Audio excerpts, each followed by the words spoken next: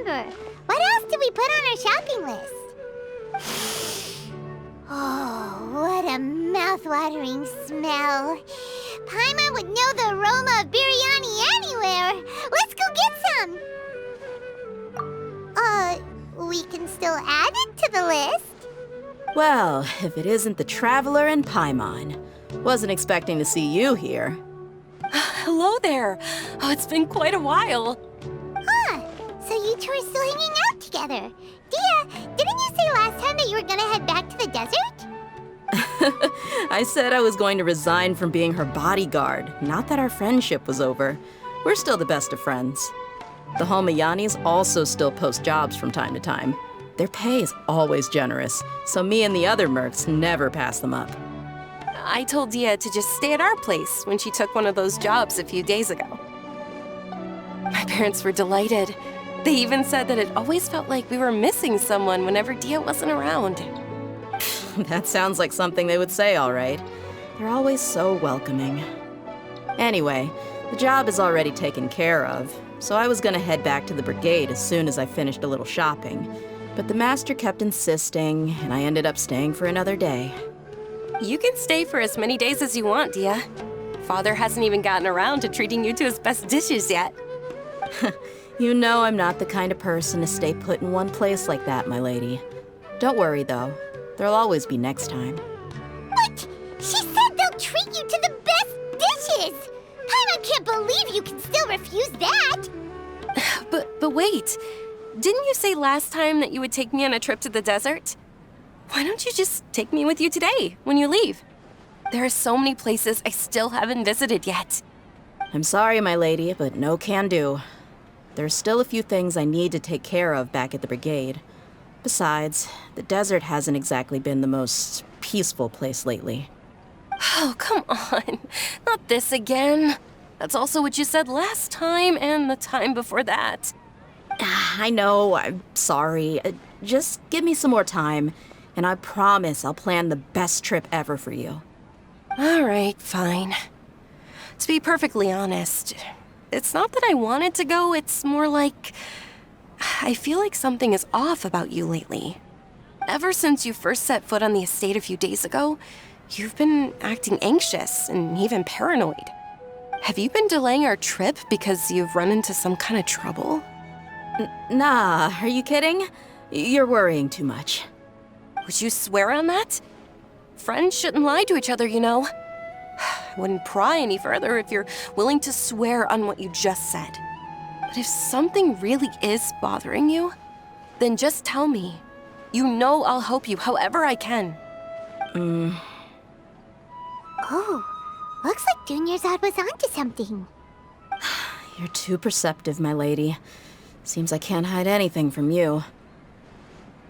I just thought that nothing good could come out of telling you about the messy happenings of mercenaries. Knowing too much only leads to more trouble. Mercenary life is a dog-eat-dog world where Mora reigns supreme. Everything operates on a completely different set of rules. That doesn't change anything about what I just said, though. We're still friends, and I can only support you if I understand what's bothering you. My lady, you're not gonna stop until you drag it out of me, are ya? All right, I'll share what I know. Let's go somewhere else first. This isn't exactly the best place for a discussion. Okay, let's talk here. Just try not to draw any extra attention. As you may already know, the Eremites have both a lot of mercenaries and a complex organizational structure. Many mercs are no different than me, just going around looking for jobs to earn some mora. My brigade is called the Blazing Beasts. We're not a large group, but every member is loyal and brave. However, not all Eremite brigades are like mine. Some are willing to cross all kinds of lines for the sake of mora. The most notorious is a faction known as Deshret's Relics. Deshret's Relics? Judging from the name, they must really look up to... Yep, you got it. I've heard that you've already crossed paths with Ain al-Akmar. They're one of the groups under the Relic's banner. Oh, you mean the group that tried to sell us the Divine Knowledge Capsule? Yeah, they weren't friendly at all. Deshret's Relics is composed of many smaller brigades like Ain al-Ahmar. The Relic's headquarters issues orders to all brigades under his control. On any other day, I would want nothing to do with them. Unfortunately, though, the brigade that's stirring up trouble now is none other than Dehya al-Ahmar. Dakan? I think it means beard or something. Believe me, it's a really stupid name. I found it insufferable for years. Anyway, the real issue is that Dehya al-Ahmar is led by my father, Kusela. Say what now? I think I'm starting to understand your anxiety now. But what did they do? I won't go into details, my lady, but they've been involved in a lot of violent incidents. We're talking hundreds. Hundreds? Yep. The scenes tend to be quite gruesome, too. They strip the victims of all their valuables before murdering them. Not only have they targeted merchant caravans and ordinary citizens, but other mercenary brigades as well. That's beyond terrible.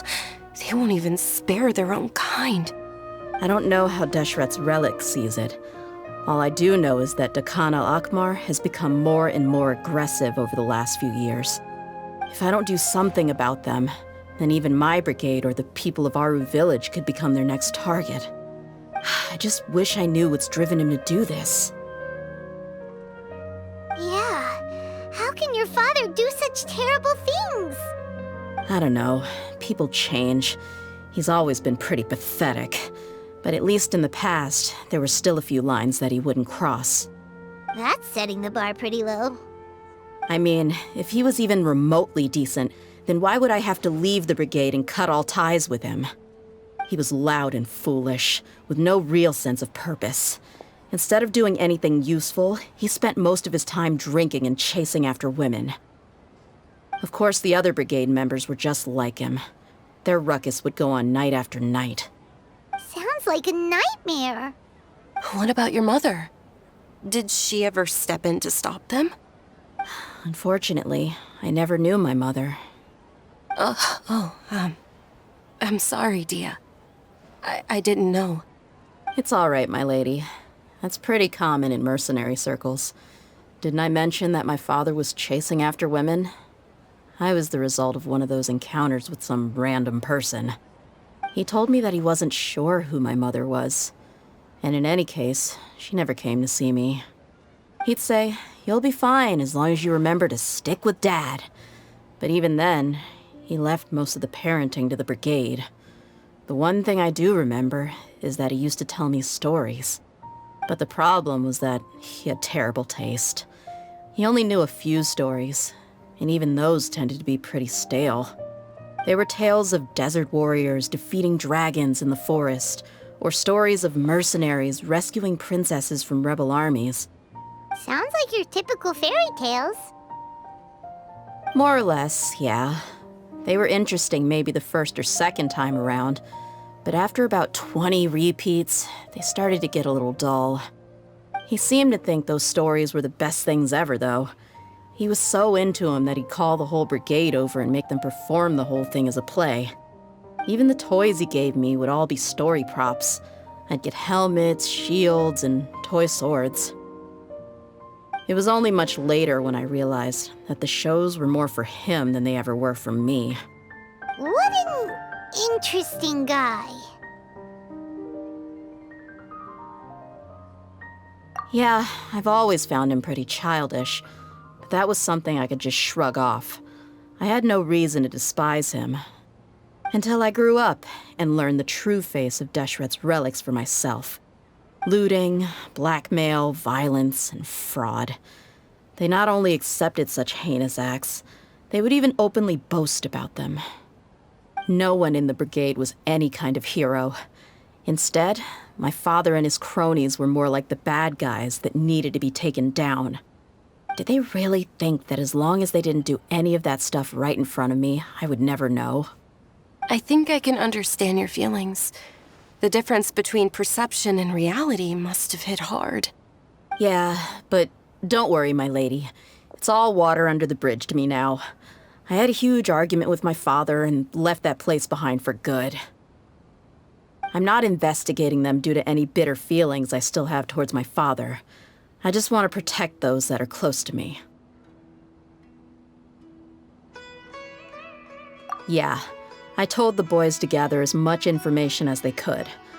Most of the reports concern violent incidents, but there's also some talk of smuggling. I see. But isn't this investigation incredibly dangerous? It is, but every mercenary lives life on the edge. It's a lifestyle that I enjoy. That may be true, but it'll be impossible for those who care about you not to worry. Well, now you get why I didn't want to share any of this with you. What should we do? They both have valid concerns. Huh? But there's no need for you to get caught up in this mess, too. Well, he's super tough, so if he went into the desert with you, then Paimon bets the problem will be solved in no time. I'm inclined to agree. I'd feel a lot more at ease if you took him along to help. I'll wait for news from you in the city until then. Please, stay safe. I'm honored that you care so much for me, my lady. All right, then let's get moving. Our first stop will be Caravan Rebot, where we can catch up a bit with my fellow mercs.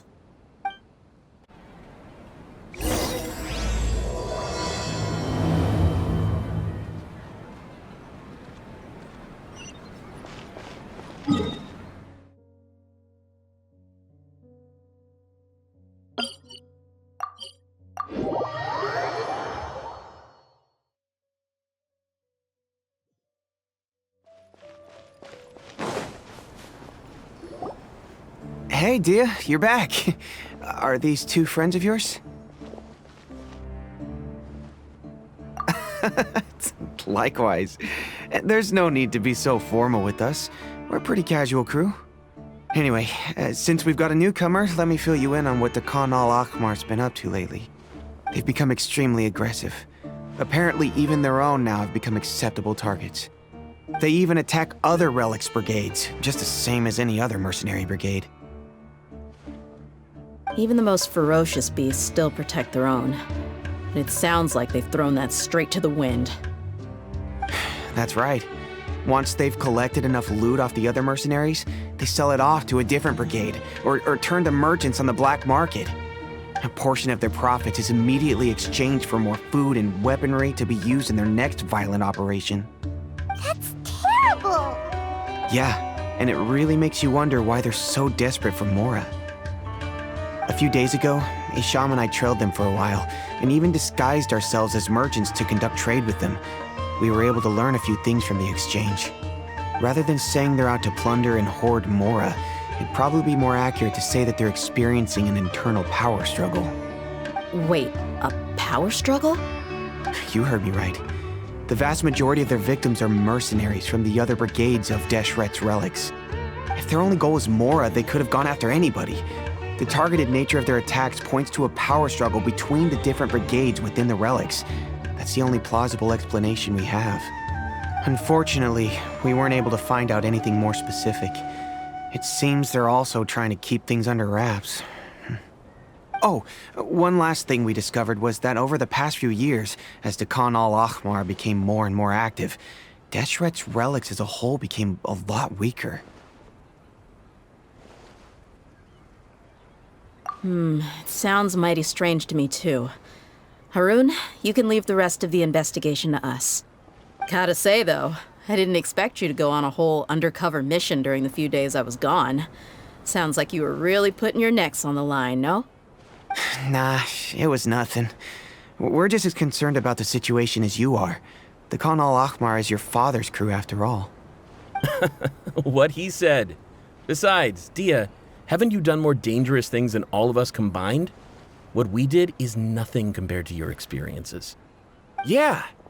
And while they went to talk with Khan al-Ahmar, I took a look at the last camp they attacked. Any survivors of the attack were already long gone. There was nothing of value left in the camp. Ah, Hisham and Khalaf.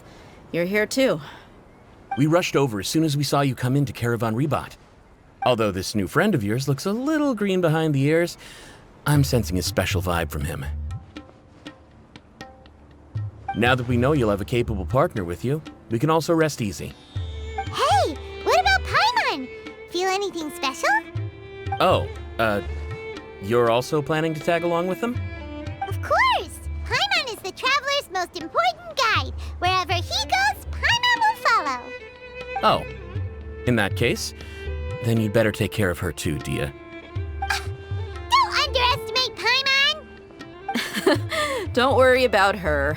She may look tiny and helpless, but she's been through just as many battles as the traveler here.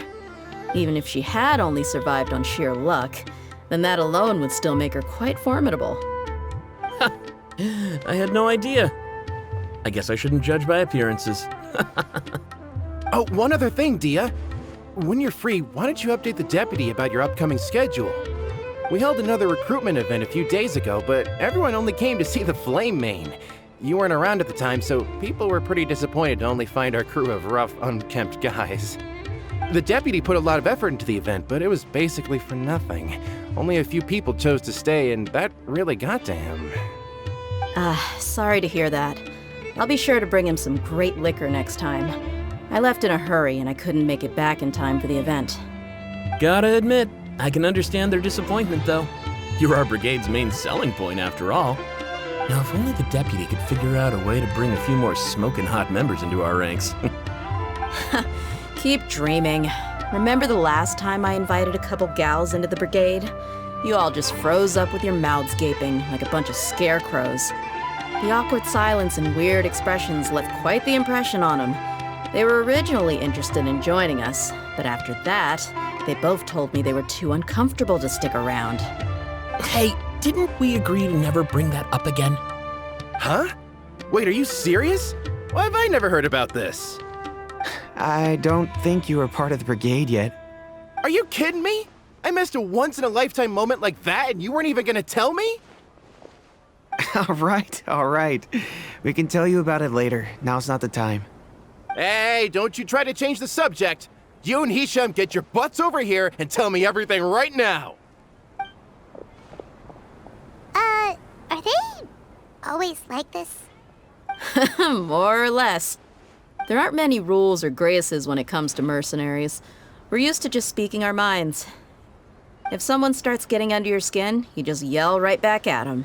And if that doesn't put an end to it, then you just challenge them to a fight. But we also don't tend to take many things too seriously. Being direct and getting it all out of your system as soon as things come up is better than keeping everything bottled up, never talking about it.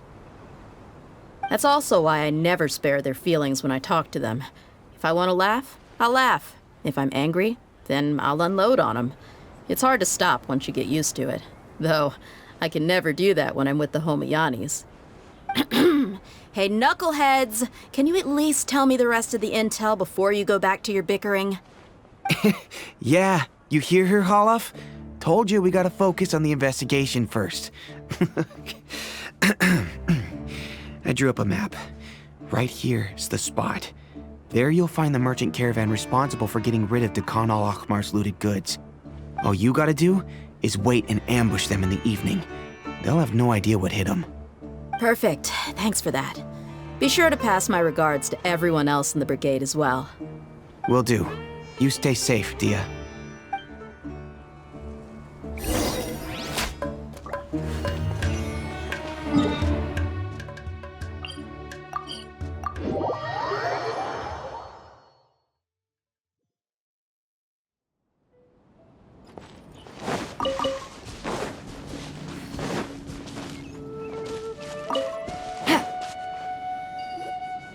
This should be the place. Let's find a spot to hide and bide our time. It's gonna come down to a fight one way or another, so let's all be careful. No need to worry. He knows his way around a fight. I'm not worried about that. What I meant is that we probably shouldn't go too hard on the enemy. After all, we still need to get information out of them.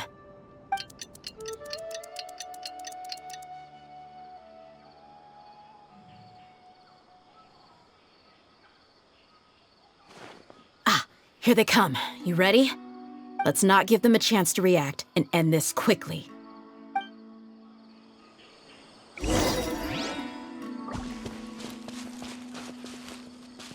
Our bond is strong.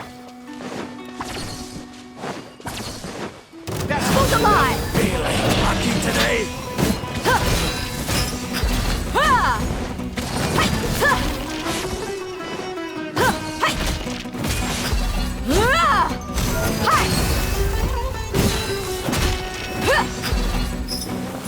I'll be back.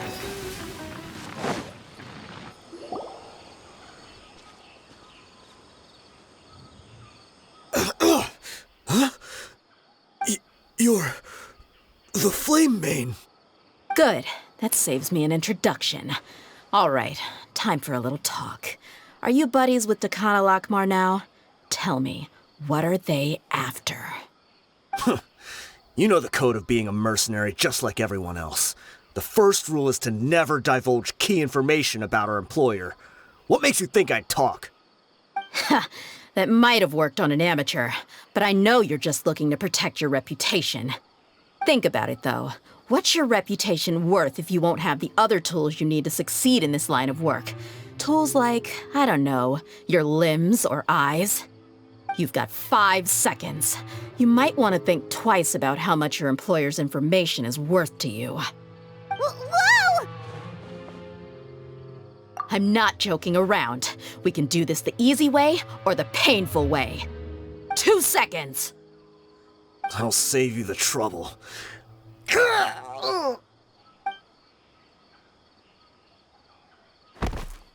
Huh? Are you crazy? He tried to bite off his own tongue. Quick, search the area for any first aid supplies. I definitely didn't expect him to go that far. Thankfully, the wound wasn't too deep, and he just passed out from the pain. But why would he be so extreme? I just wanted to test his mettle. You can get a lot of mercenaries to talk just by threatening them. I didn't expect him to be willing to go through so much pain just to deny us some intel. Well, he's out cold for now. We could wait for him to wake up, but maybe it's not a good idea to interrogate him any further. What should we do? Yeah, don't worry about it. It'll be a waste of time to interrogate him again after that. He might just hurt himself again if we start asking. There are lots of goods around here. Let's search the area. Maybe we'll be able to find something. I'm really sorry.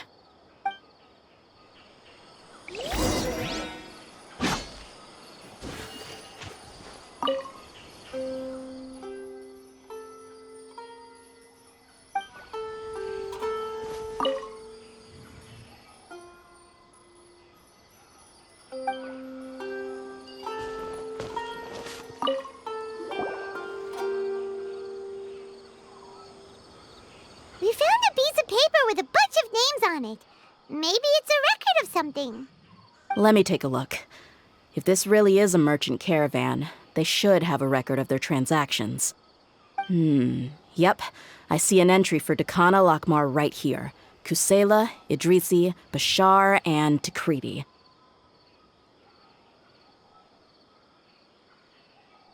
All familiar names. Dakana Lakmar has been trading for a hefty supply of food, weapons, and medicine. It seems that in the past, they used to receive some canned knowledge as well. This caravan is just one link in their logistics chain. Once in the rainforest, the caravan will exchange the looted goods for Mora, and the funds will then be passed to a specific person. That person will then pack the caravan full of necessary goods, which will then be brought right back to Dakana Lakmar. Wait, why is there no Mora value recorded for the final transaction? No value? Yeah, every transaction before the last one was marked with an exact amount of Mora, but the final one, where they paid for everything to be brought back to the desert, was simply marked as delivered. Perhaps. But they couldn't have known how much they would make off selling the loot. Do they not care about profit margins at all? Anyway, the next part's the records of the goods themselves. There are a lot of entries. Everything was probably sourced from the rainforest. Huh? What's wrong? Shazamon Homayani? Homayani? You mean Dunyarzad's family? Could it just be another family with the same last name? I'd be surprised to find someone with the exact same first and last name. Shazamon Homayani is Dunyarzad's father, and the head of the Homayani family. Just what the heck is going on here? I'm sorry, you're right. I'll consider what we found and not jump to conclusions just yet. But what this piece of paper confirms is that the Homayani family has been providing goods to Dakana Lakmar. What if the Homayanis have been kept in the dark and don't know they've been trading with Dakana Lakmar?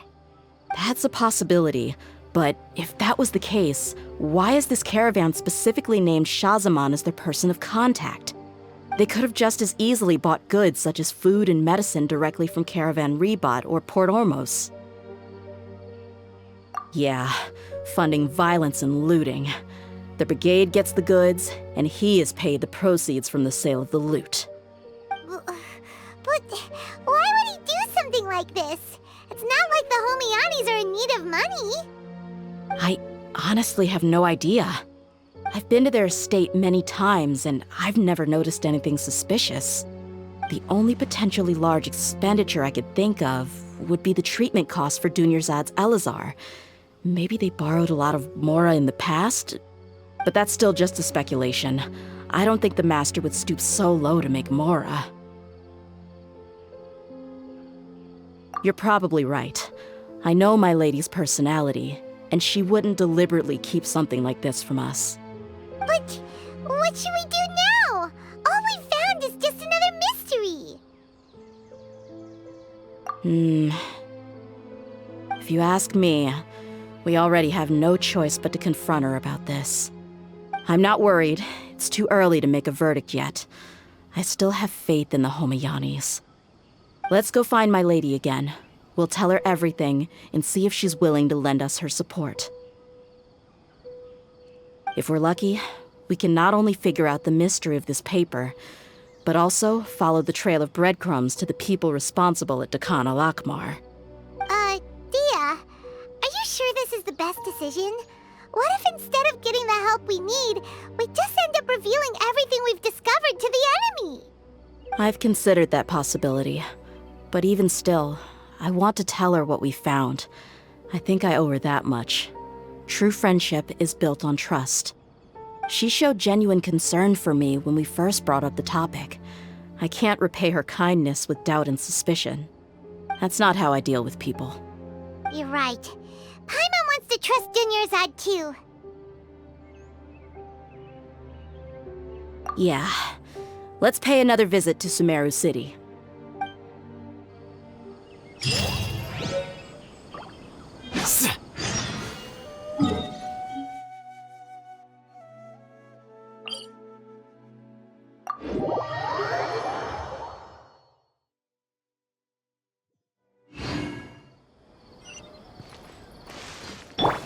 Everyone hold hands.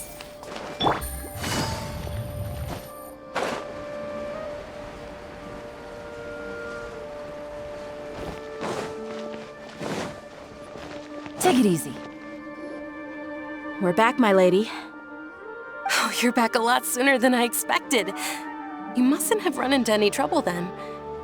Well, how did it go? What did you come up with? Actually, we're still investigating. It's just that we've discovered something strange. I see. The clues you found have led you back here, in the city? Something like that. Yeah. You all look a little dispirited. Whatever you found must not have been very encouraging after all. Why don't you discuss it with me? Maybe I'll be able to say something to cheer you up? It's okay, my lady.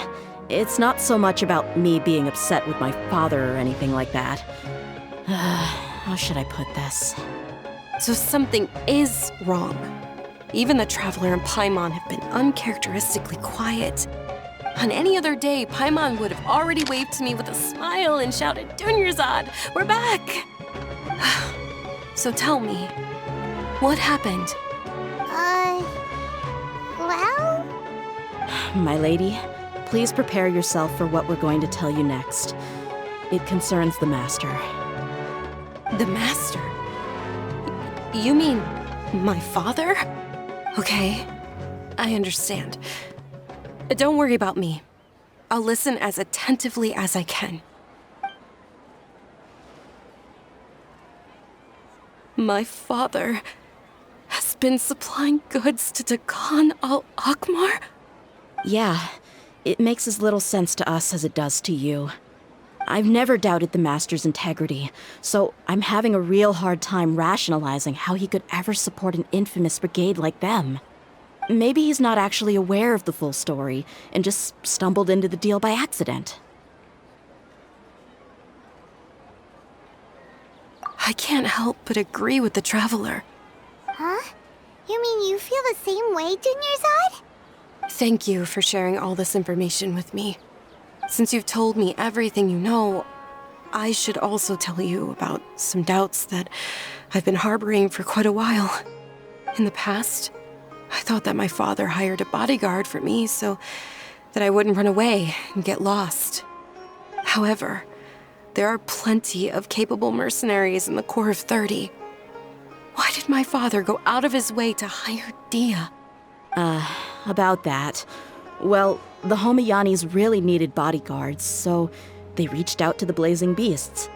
Later, the Master told me that I was one of the best mercenaries he'd ever seen, and that I should stick around to become one of his bodyguards. He offered me a pile of mora, so I just signed on. Well, but that didn't really answer my question. Just think about it. Why did my father specifically reach out to the Blazing Beasts? Maybe the Corps of 30 just didn't have anyone available, or maybe someone recommended us. I've never given it too much thought. I think I get what you're saying. You'd think none of this was a coincidence. Precisely. At first glance, nothing seems strange or out of place. But there are many parts of the story that don't actually make any sense. If my father had always been in contact with Dakan al-Akmar, then it would make sense for him to bring Dehya into our house. You mean the goal all along was to get Dehya to be your bodyguard? No, that's too much of a stretch. I cut all ties with my father a long time ago. He has no control over my life anymore. But that still doesn't rule out the possibility that your father has still been trying to influence your life without you knowing. So, the Master was not likely an innocent victim in all of this?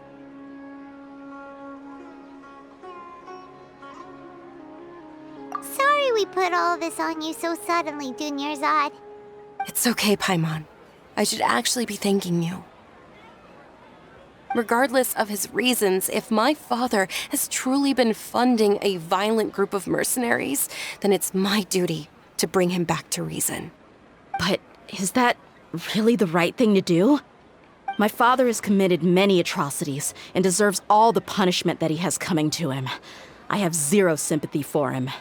You may call me an ungrateful child, but my feelings will remain the same. However, the Homayani family has treated me with nothing but generosity and kindness. If we decide to investigate this further, we could end up implicating the entire Homayani family. I would be biting the hand that's fed me over all these years. Dehya. It's all right, Dehya. If anyone were to ask, you could always just say that I'm the one who instructed you to get to the bottom of this. You don't have to do that, my lady. I'm not conflicted because I'm afraid of taking responsibility. Besides, you're the one we should all be worried about right now. Hey, it's still too early to give up hope. What was that thing about friendship again? Right, yeah, trust! You said that yourself, Dehya. Besides, there's no point on getting all riled up before we've confirmed all the facts. Thank you, everyone. That makes a lot of sense. I guess I should always remember the trust that I've placed in people. In which case, my lady, could you ask the Master to come out and have a chat with us? Sure thing. I also hope he'll be able to give us a logical explanation. Let's meet at the usual place then. Usual place?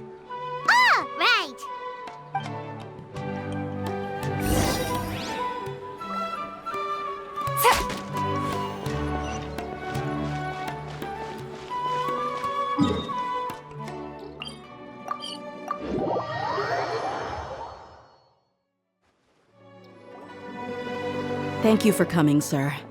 Please allow me to introduce these two.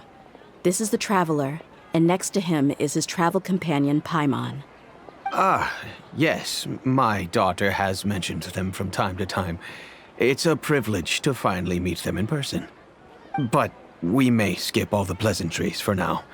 What is the important matter you wish to discuss with me today? Well, we wanted to bring this transaction record to your attention. There's something on this record that we're all pretty curious about.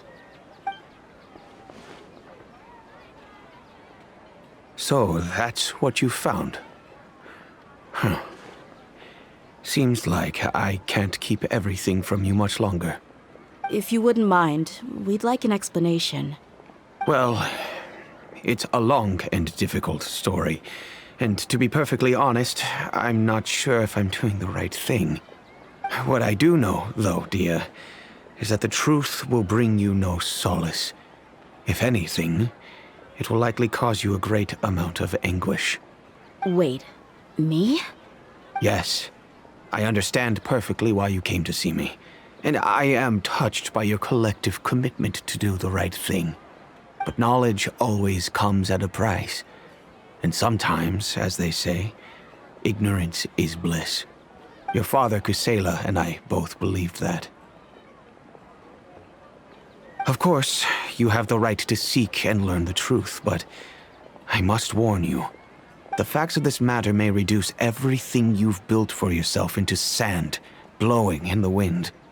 If you must proceed, then Kusela's heartfelt efforts will also fade into the wind like a fleeting mirage. His heartfelt efforts? I'm sorry, sir, but I'm not sure I follow. I've made it this far in life without a single drop of my father's support. I have my own ideals and ways of looking at the world, as well as people and causes that I've chosen to cherish and fight for. None of these things have anything to do with him. I came here today to support you as the head of the Homayani family. No warning will change my stance on that. I understand. Then let me tell you a little story. Our family once needed to take a trip to the desert when Dunyarzad was just a baby. Along the way, we were attacked by bandits. They had superior numbers and quickly overpowered our bodyguards. When all seemed lost, a group of passerby Eremites lent us their support. Those Eremites were Kusela's brigade, Dehya al-Ahmar. Kusela's men told me that the attackers were Eremite mercenaries, just like themselves. I was shocked. Why would Dehya al-Ahmar go so far to save us and not spare the fellow Eremites? Kusela was grinning and walked over to play with baby Dunyarzad. She was startled by his unfamiliar face and nearly started crying. Really? I never knew. He said that he had no particular reason to help us. He just took pity on us because he had a daughter about the same age. We started talking about our children, and I sensed that he was a devoted father. To repay his kindness, I hired his brigade to help out at our estate for a time and offered everyone generous remuneration. So, that's what happened.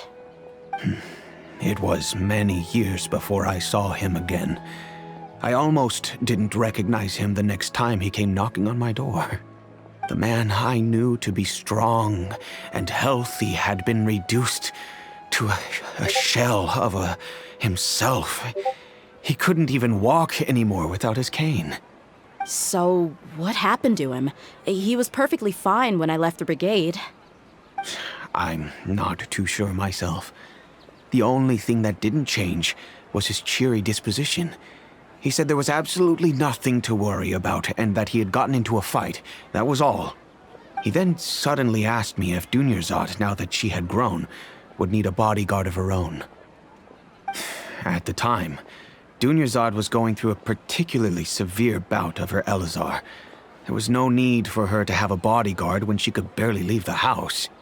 But he kept coming back to the topic. Come on, it never hurts to be safe. How do you know a bodyguard won't come in handy one day?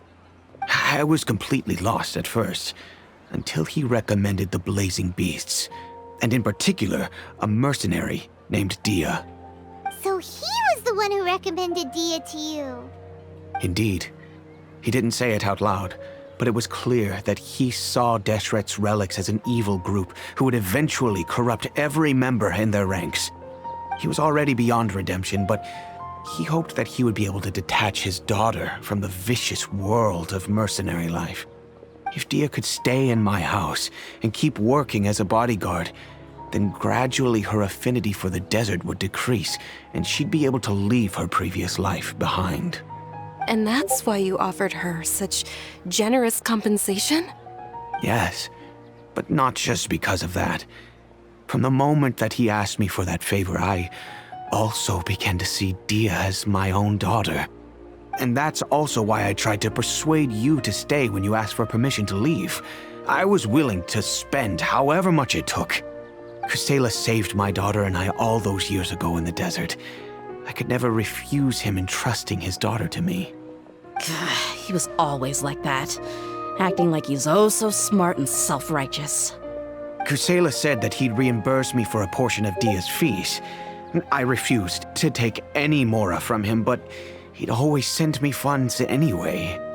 Eventually, I just accepted them as a token of his gratitude. And that went on for a while until I received another letter from him a few years ago. The letter contained a request to help him buy food, weapons, medicine, and even explosive materials. Wait! Isn't that around the time that Dekhan al-Akhmar started becoming more aggressive? That's right. When I started to hear some nasty rumors, I became wary. I wanted to meet him face to face to discuss things. But by then, he was no longer receptive to my requests to talk. If I had to guess, it's probably because he doesn't want to put Dehya at risk. That thought occurred to me as well. I figured that he probably came to me for help because he had nobody else to turn to. After some deliberation, I decided to send him some food and medicine. I turned down all his requests for explosives and weaponry. I am aware that even such a reduced gesture of support could lead to others coming to harm, but I could not simply reject his plea for help. In the end, it probably was the wrong decision. I plugged my ears to the rumors and just chose a solution that made me feel least guilty about myself. If you can, please tell me where he is now. None of the things he's doing right now make any sense if he's just trying to keep me from getting tangled up in his world. If all he wants to do is steer clear of me, then maybe he shouldn't have brought me into this world in the first place. Oh no. Dehya, please don't feel that way. I'm just angry because I can't wrap my head around any of his actions. Another way? I don't know. I knew him, and he was nothing more than a childish brute. I can't understand what's going through his head. But I guess you do have a point. We haven't uncovered the whole truth yet. We still need to figure out his exact actions and reasoning for these last few years. I'll do my best to help. Of course, anything between the two of you would need to be resolved between you and him alone. I don't know Kusela's exact whereabouts. Outside of supplying his brigade with some goods, I tried my best to avoid getting involved any further with him. However, there's a man on the list named Jawed. He used to be a mercenary in the desert and is now a member of the Corps of 30. He's responsible for supplying weapons and liaising with the Dekhan al-Akhmar's merchant caravan. I think he should know Kusela's whereabouts.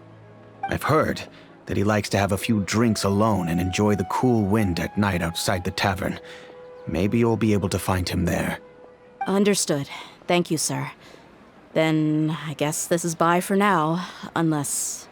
I'll stay and be with my father here. To be honest, I'm still a little dazed and haven't finished processing everything quite yet.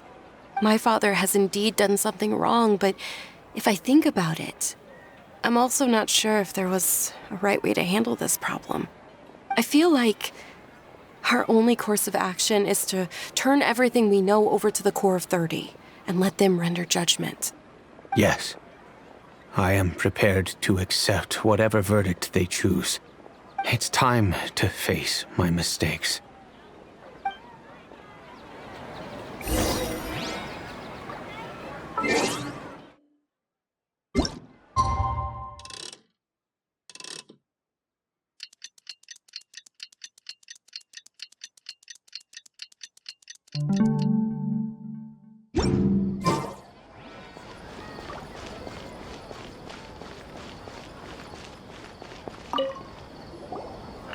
Huh? Who are you guys? I know what you've been up to. Smuggling weapons to violent brigades in the desert while working for the Corps? Pretty bold, if you ask me. Shh! Keep your voice down. How do you know all that? Come with me. We should take this elsewhere. I'll be happy to talk things over once we're somewhere private.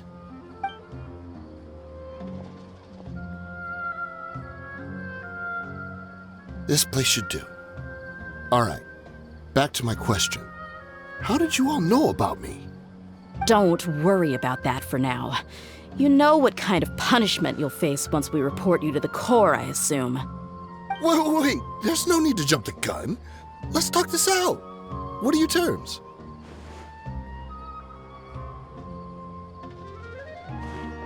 So what's in it for you anyway, Mora? Well, I was a little tight on money at the time, and Kusela took good care of me in the past. I weighed it in my mind, and I couldn't find a reason to turn the opportunity down. I wouldn't only be helping my benefactor, but I could also make some quick Mora. Let me tell you how it is. We're investigating Dehya Lakmar, and we're gonna put an end to their operations. If you provide some help for us, then we might just put in a good word later to reduce the terms of your punishment. Hey, why don't we discuss this a little first? Listen, I made quite a bit of Mora from my last run. You just give me a number, and I'm sure we can... Shut it. My patience is running out. You should know when a mercenary is after something other than money. All right, sheesh. But you gotta promise you'll put in some nice words for me later. They're always on the move. Here's the spot they were at the last time I made my delivery to the desert. Feel free to go have a look. I'm just telling you though, it's not on me if they're not there anymore. Sure. And then you can forget about any nice words from us. Hey, come on. Now you're just being unreasonable. Really? And how do I know you're not leading us straight into a trap? Don't forget, you're the one with no bargaining chips. All right, I get it. Why don't you go take a look, and if they're not there anymore, I'll try to figure out something else for y'all. Now that's more like it. Let's move. And as for you, try to stick around the city until we get back. You don't want us to call the folks from the Corps and have them drag you back to the city.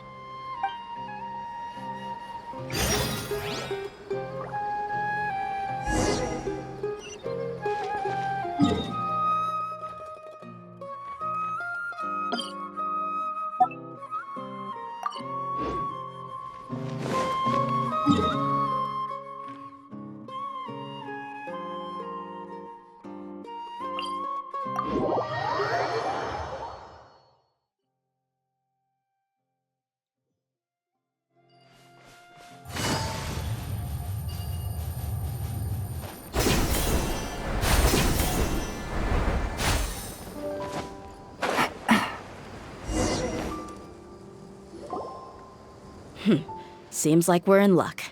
That should be their camp right up ahead. Let's go. We'll finally get to the bottom of this ourselves. I'm here to see Kusela. Tell him to get out here. Dehya, why are you here? Things are about to get dicey. Let's get it on!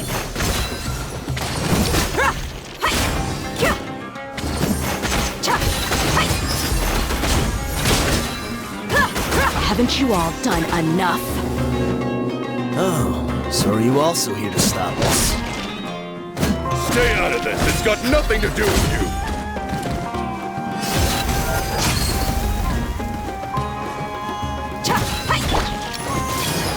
Stand with me!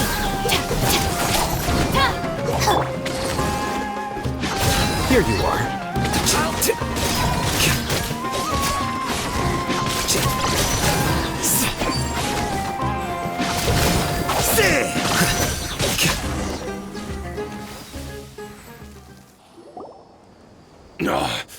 She's so strong. Enough fighting. We all know each other, and I don't want to take things too far. Just bring Kusela to me. There's no use hiding him anymore. Did you understand a single word I just said? Or do I need to bash your skull in some more? All right, everyone, let's all just calm down for a second. Dehya, the boss can't come out and see you anymore. He died a long time ago. What? Seems like you've been out of the loop for a while. Guess that's for the best, though. At least, that's what the old man wanted. When did he die? What happened to him? A few years ago, Kusela broke up Dakan al-Ahmar and went to the Deshret's Relics headquarters by himself. So is that when you guys started acting up? We would prefer to call it taking revenge. Every last person in Deshret's Relics must pay in blood for what they did. Let me start from the beginning. Dehya, do you know how the head of the Relics maintained order internally? Overwhelming strength and unquestionable authority? Those were a part of it, yes. But just those on their own weren't enough. They had another tool at their disposal. They called it a person's record. Regardless of whether they joined by their own will or were coerced, every person in Deshret's Relics were forced to leave a record of themselves at headquarters. Whether it be their deepest sin, some unforgivable act, or their most immoral exploit, the record served both as a symbol of loyalty and the perfect material for blackmail. That's precisely it. Every one of us have a record. Me, Bashar, Tikriti, and all the boys who grew up with Dehya and ended up joining our ranks. But you, Dehya, you were never asked to provide a record, were you?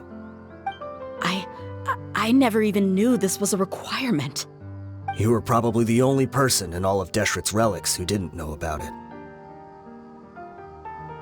Ever since you were born, Boss had been trying to shield you from this organization's sinister rules. Not only that, but he also banned all of us from committing any nefarious acts. He said he'd take care of the dues we had to pay regularly to headquarters. But in the end, he was just an ordinary person. What could he do? He was forced to go to headquarters again and again to account for missed dues and incomplete records. He'd come up with all kinds of excuses and get beaten up as a result. We all knew he was doing that for you. He wanted to get you out of this world, no matter what it took. And that's why he became a shell of himself and couldn't walk without a cane. Wait, but that doesn't make any sense. I didn't know about any of this, and I'd never seen him get injured or beaten. Because you were too young at the time. How would you ever tell between wounds from a beating and wounds from battle? When you left home after that final argument with him, he seemed to age by a decade overnight. Even his hair went gray. So, even the blazing beasts were... Yep. It was all his doing. Had he not arranged them to come to you, you probably would have been reduced to a pulp before you ever left the desert. A few years ago, Boss said he needed to make another trip to headquarters. He was already pretty weak then, and we all assumed he was going to get beaten again. I suggested that he hand the role of leadership over to me, but he said there was no longer any need, since the Khan al-Ahmar would soon be no more.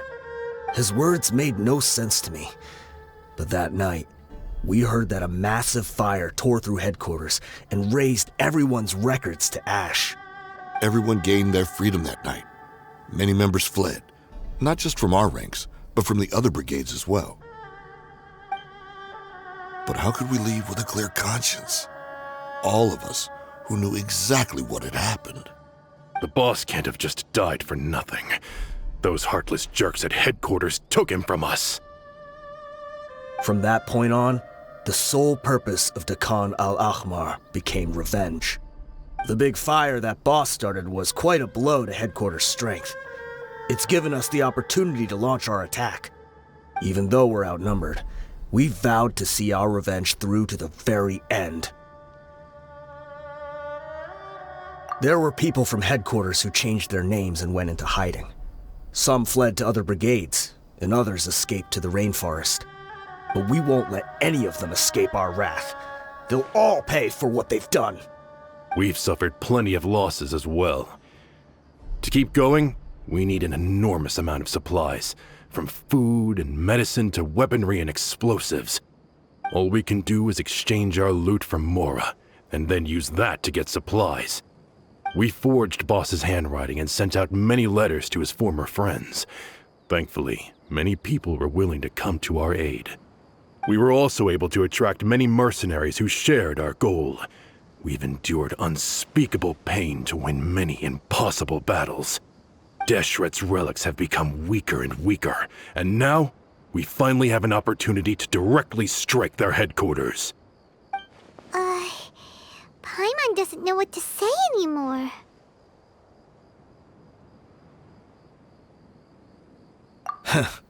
We do know right from wrong, but we were sinners from the very beginning. We do not deserve the freedom that the boss won for us with his life. Boss always loved his old-fashioned hero stories. Those tales about sacrificing yourself to save the world.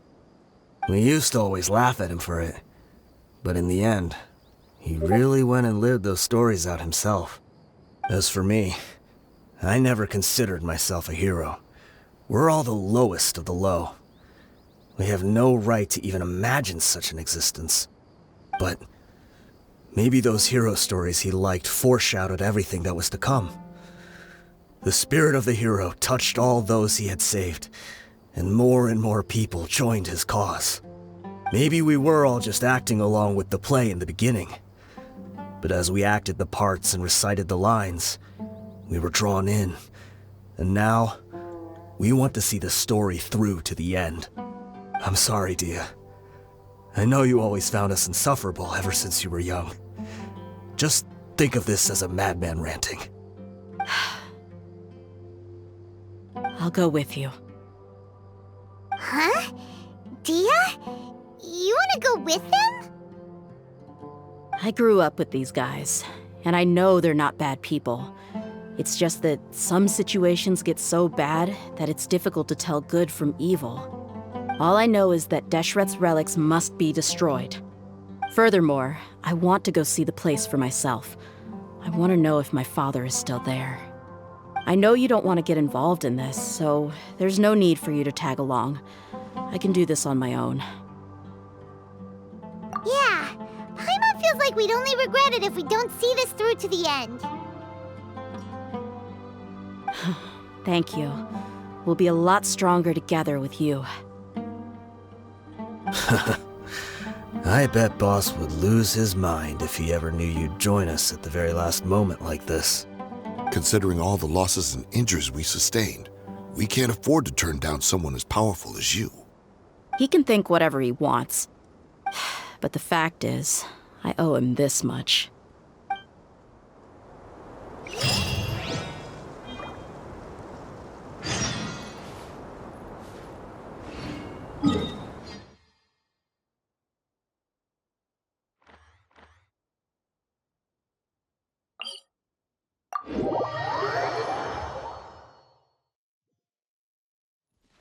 This weather is perfect for doing nothing at all.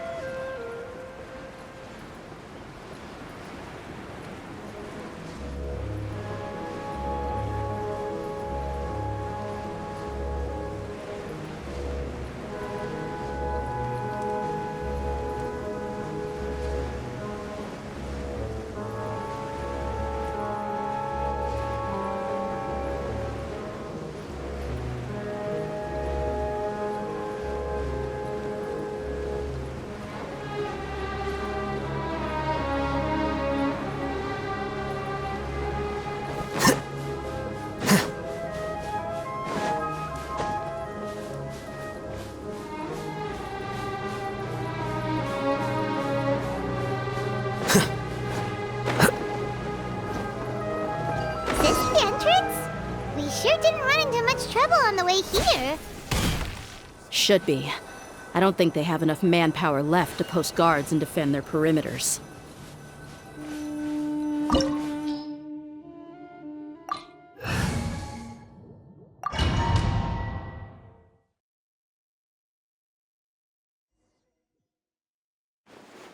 Wow. Paimon didn't expect it to look like this on the inside. They should all be holed up in here. Don't know how many people they've got left, though. Who cares? We'll round up all of them. Still, we should be careful. Even if they've only got one shot left, it could still take us out. Yeah, we'll know what they're really capable of once we've landed some hits on them. Deshret's relics may have been a force to be reckoned with before, but their name means nothing now. Yeah, they don't stand a chance with you here. I'll take the lead. I've been here once before.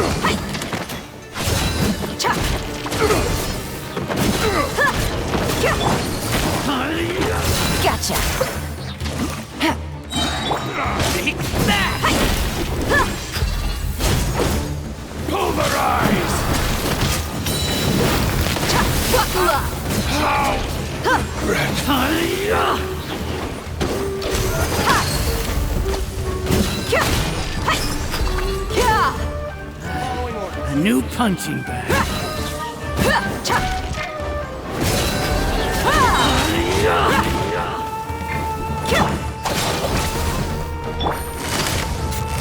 Quietly now. Grow! Check alive! That's close enough.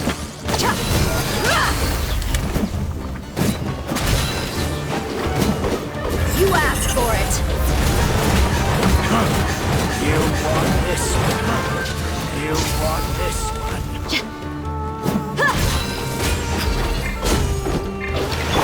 Get with me! I'll settle this!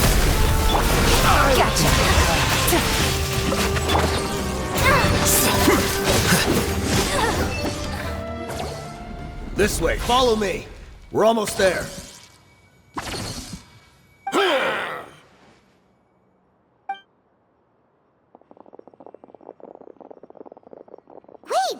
They went charging ahead without checking for any traps! Hey, you guys okay? It seems like we just got trapped in here. Don't think we triggered anything else.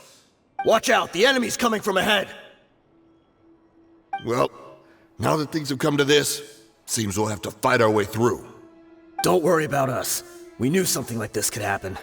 Go and take a look around. There could still be another way through. Let's go! We can't let the boss down! Let's check if there's another way! The sooner we can make it through to help them, the better! Let's see. I think I see a way through over there, but it's being blocked by something. Let's try our luck with that mechanism. Okay, let's go!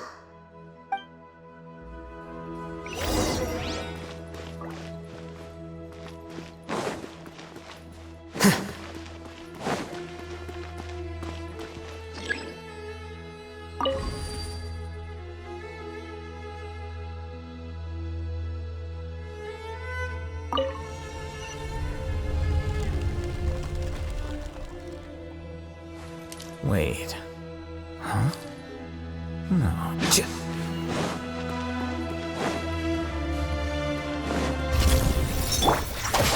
Nope! Busted. Committed to memory!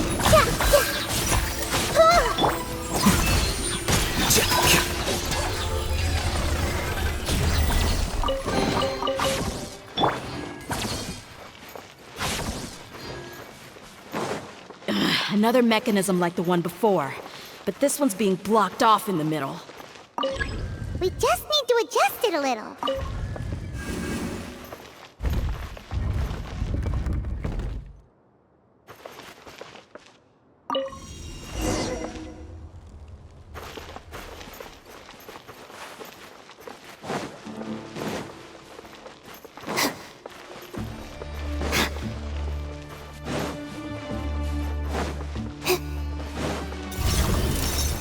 Our bond is strong.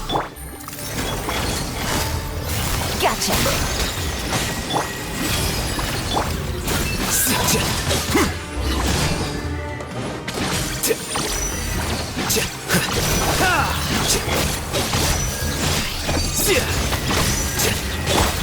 Tough right there. Dissipate. Grow.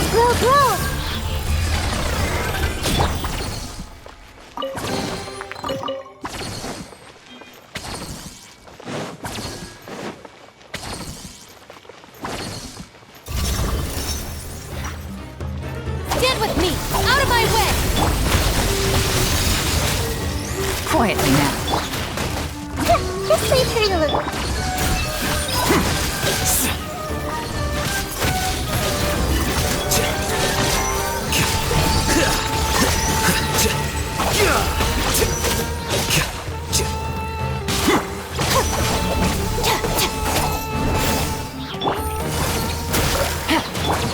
Flicker.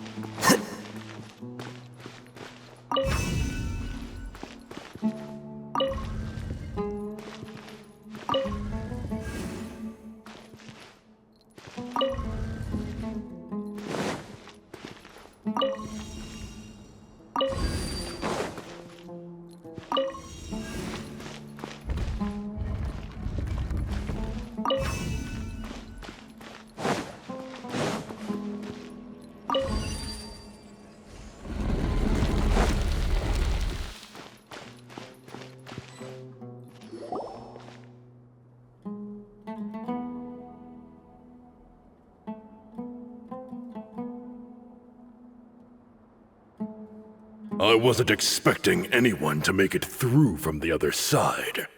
But as a desert dweller, I suppose we should be used to our folks defying all expectations. Don't waste your breath. You have nowhere to run. Run? Had I wanted to run, I would have fled 1,000 times already. I witnessed the golden age of Deshret's relics. Even if I could leave this place behind, all that awaits me now are endless days of humiliation and ruin. Even now, my brothers and I still believe in one thing. The greatest should never live to remember their fall. So you want to go out in a blaze of glory? Let us draw our weapons! We will show them the true power King Deshret bestowed upon his followers. They are but two, while we hold within ourselves the entirety of the relic's glory. Wave 1, charge! Eliminate them!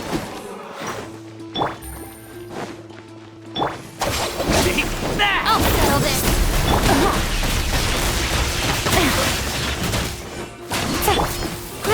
Grow.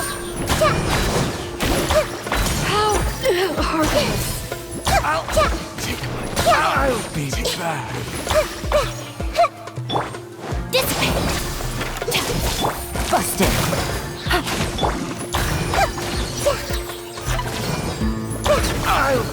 Don't think that you've won. We're just getting started.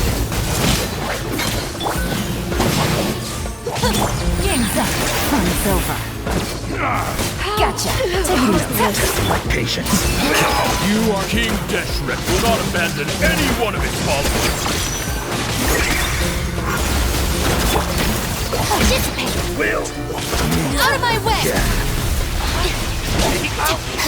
Brothers! This is where we'll prove our fate.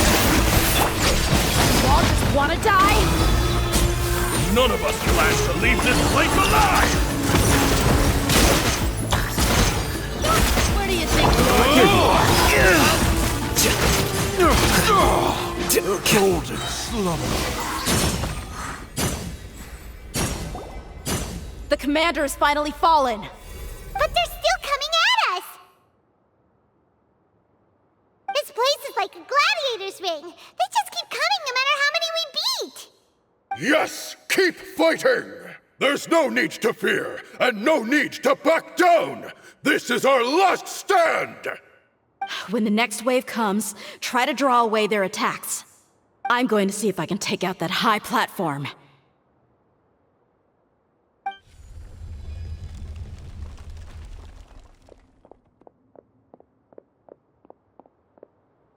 Get out of my way! Come and face me, Michel! So they've broken through the front as well. Apologies, Lord Michal. They fight like absolute madmen! No matter how much we throw at them, they just keep coming for more!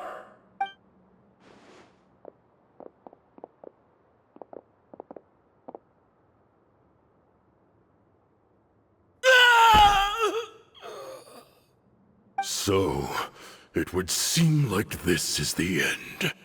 Time to pay for everything you've done, Michel. You think I would give you that opportunity? I will be buried in the sand alongside all the rest of our fading glory.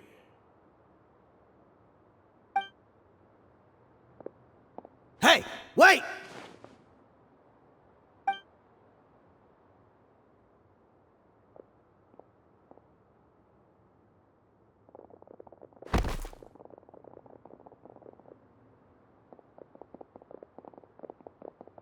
We were too late. It's over. There's no more need to fight. But if you're still going to cling on to your so-called mercenary's pride, then I'll give you all a good beating as well.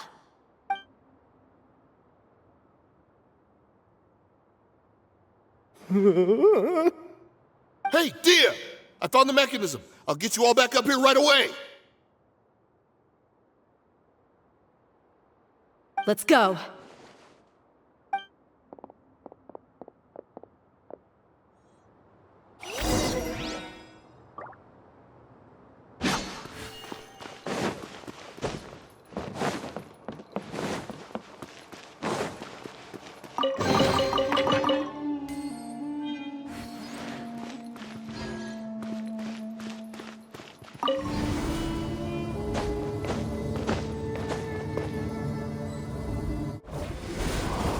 Who are you filthy rats? And why are you always pestering us?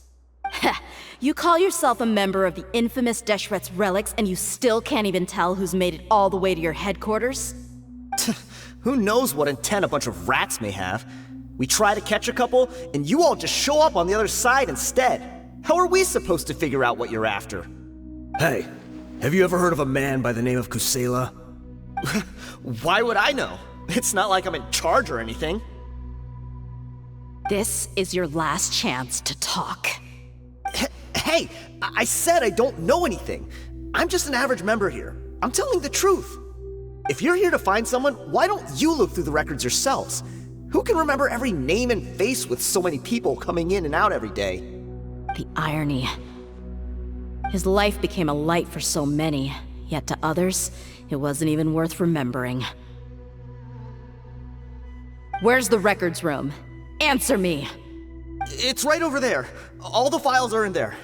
You can go through them as much as you want. It's not like any of them still matter anyway. I mean the old records room.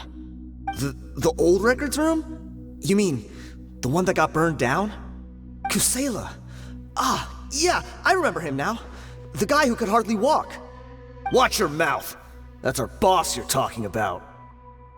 He was definitely faking it. We all let our guard down as soon as we saw him come hobbling in. But in the short time it supposedly took him to take a dump, he'd already gotten away and started a fire in the records room. He couldn't have possibly outrun us if he wasn't a fraud. And after that, Deshret's relics fell into complete disarray. Stop wasting our time. Every one of us here is perfectly aware of what he had done. Tell me, where is the old records room? It's just over there. Go see it for yourself if it means that much to you. There's nothing left in there but ashes. No human could ever survive that kind of inferno. Bashar, Tikriti, let's go.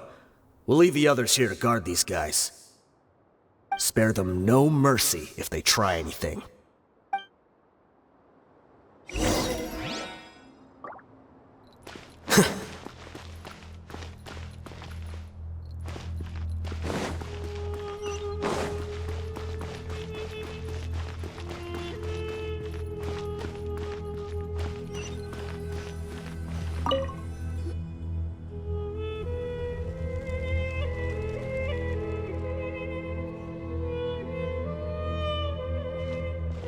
So, this was his final destination. How did he do it? Getting past all the guards with a limp and sneaking in here to start a fire? If he was nimble enough to do that, then he must have been able to get out of here after starting the fire, right? Dehya. I'm sorry. I know it's just wishful thinking. Let's look around. Maybe we can find something that's been left behind.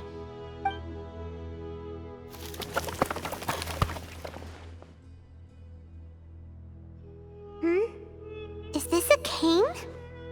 It must be the one that Dehya's father used. Kusela. Thanks for everything, boss. We're fortunate to somehow find that cane after that fire. Let's split up and look around some more. What if something else has been left behind? But what else could survive a fire like that? Huh?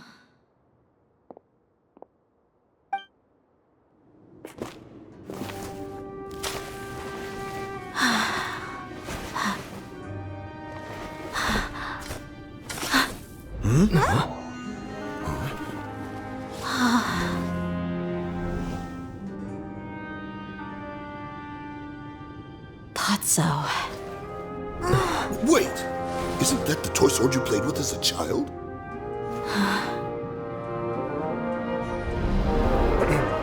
The dragon is no more, for Princess Dehya has slain it.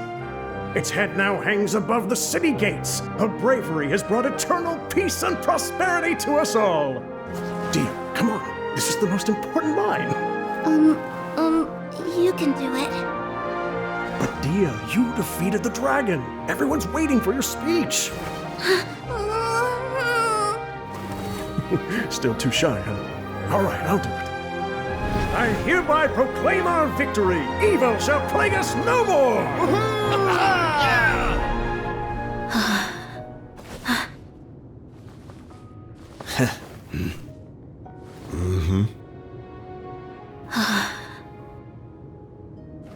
I hereby proclaim our victory. Evil shall plague us no more, Dad.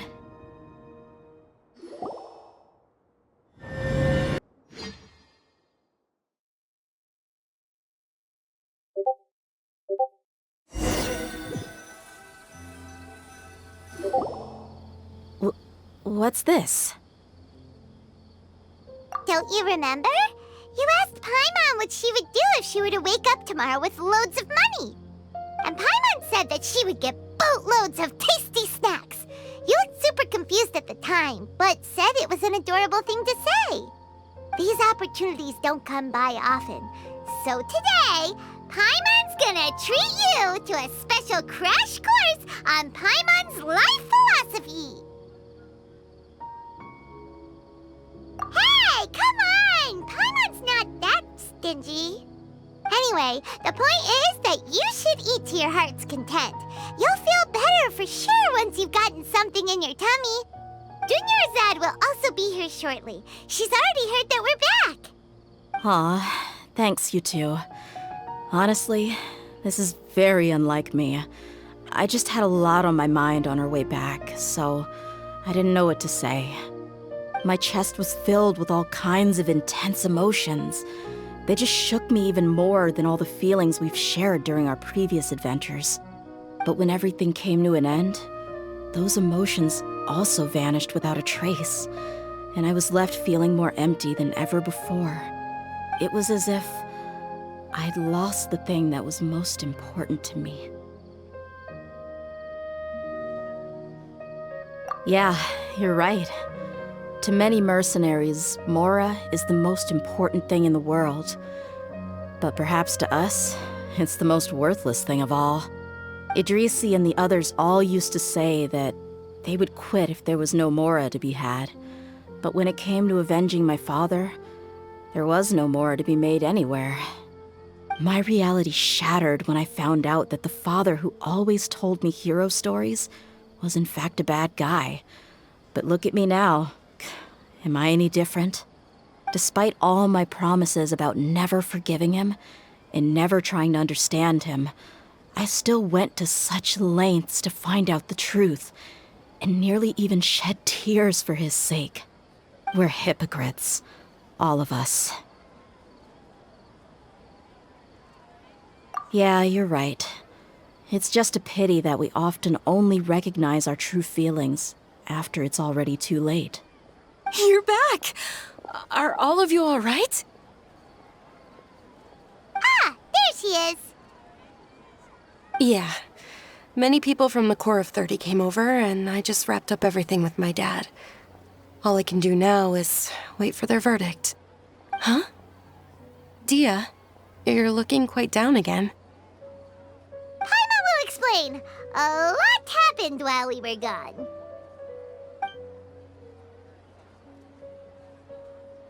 I'm sorry. I really should have controlled my emotions better. I just... It's all right, my lady. You were hurt by all of this as well. Truth be told, I'm starting to feel a little guilty watching you cry like this. But Dehya, your pain must be even worse. You shouldn't need to comfort me. Hey, don't worry about me.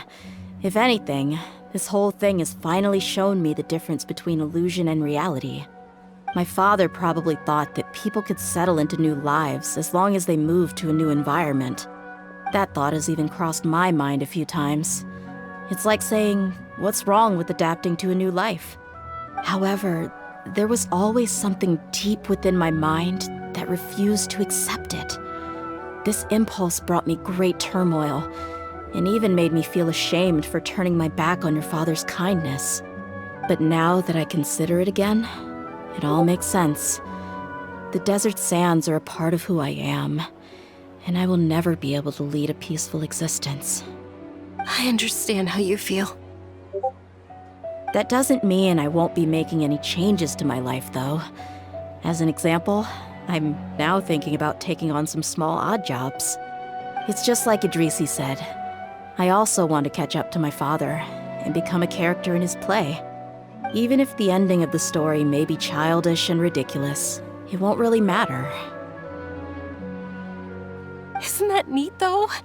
Oh, you'll be a whole new kind of mercenary, one that's not out for Mora.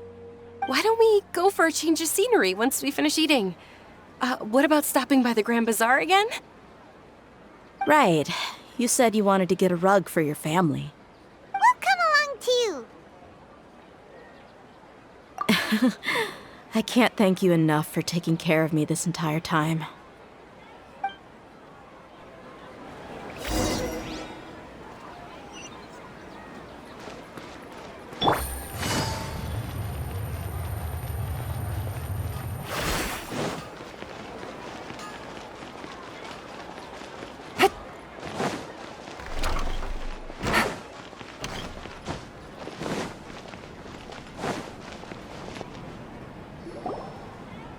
this rug here is quite something.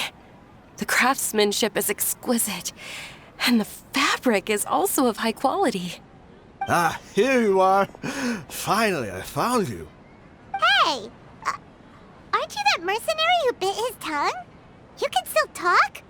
Wait, are you here to take revenge on us? What are you talking about? Do I look like I could take you all in a fight? I just came here to give you something. I'll be on my way to give myself up to the Corps after this. Once I woke up, I hurried to the Khan al-Ahmar's camp, hoping to alert them to your presence. But when I got there, I found no one except the members who were still too injured to move. Ah, so you probably got there after us. Yeah, they told me that they had exacted their revenge, and everyone had turned themselves in to the authorities. Even that last camp was not going to last for much longer. I had joined the cause to repay an old favor from Kusela. Now that everyone's already turned themselves in, I might as well do the same. One of the injured members gave this box to me, and told me that it contained some of the old man's last possessions. Everything left in the camp will get confiscated, so I figured I should get this to you before the Corps could get their hands on it. Thank you. No worries. We are all just living our own truths. There's no need to comment or judge anyone for it. So this box contains everything that Dia's father left behind. Huh. It feels lighter than expected.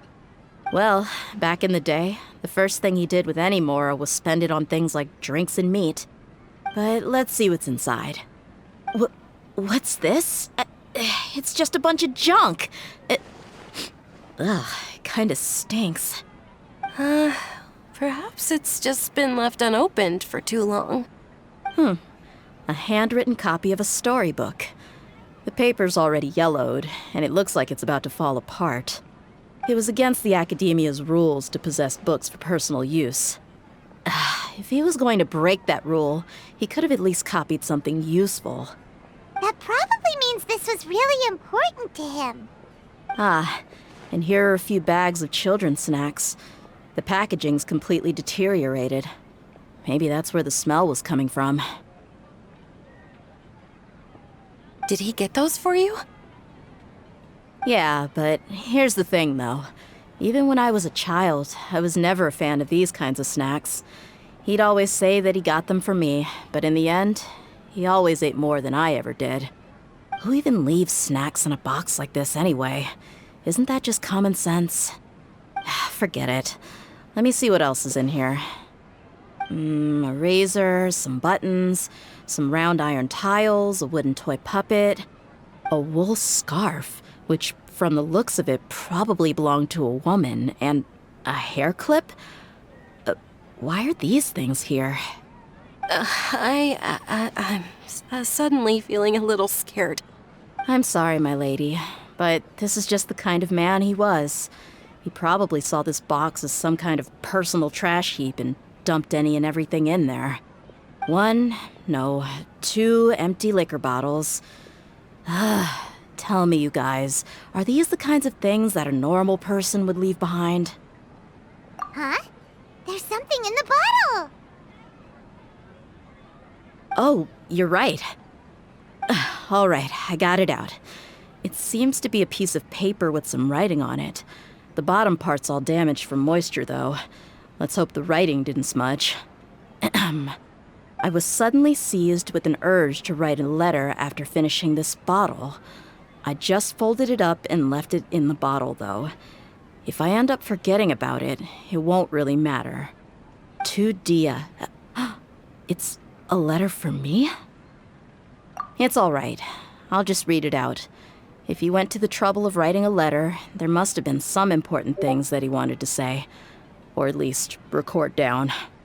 My condition's becoming worse and worse. Can't even walk without a cane anymore, much less go out and have fun. Guess I don't have many days left. If you're reading this letter, then I suppose I'm already long gone. You were adorable as a baby. Everyone loved you. And regardless of whether you were crying or laughing, everyone enjoyed having you in the group. But once you grew a bit older, you were no longer nearly as happy or cute. It's probably Idrisi's fault. He was never up to any good.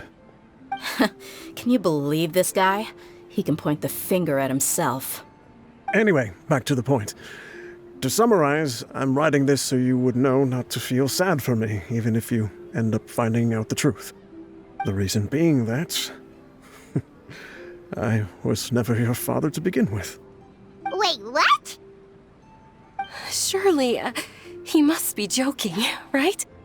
I don't know.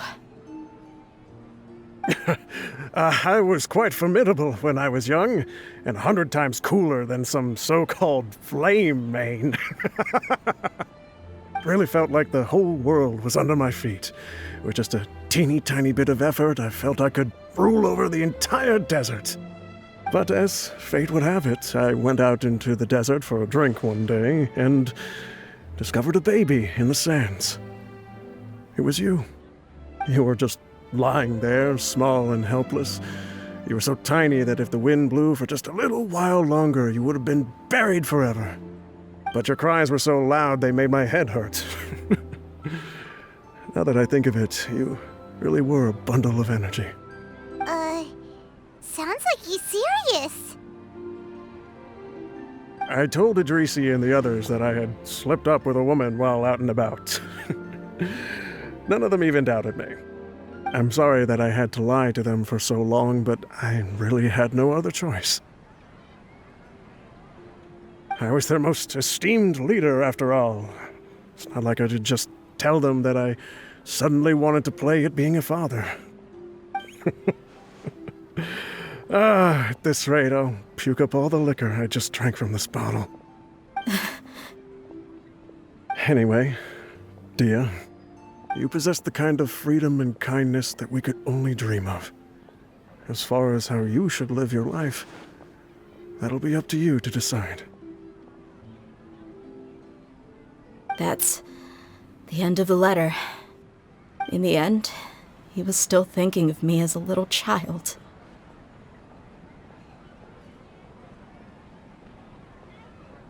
I suppose, or I would have suffocated under the sand a long time ago.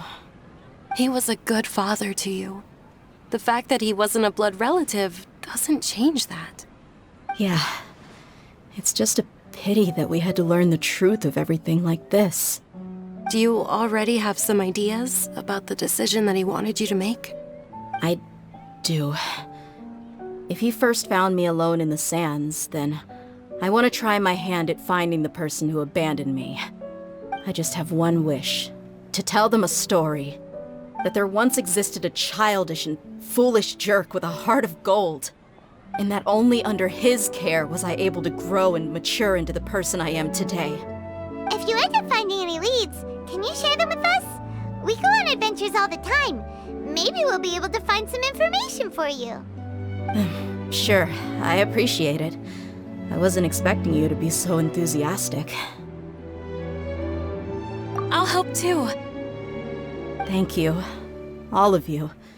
Thank you so much. My life has certainly had its twists and turns, but I've always considered myself lucky.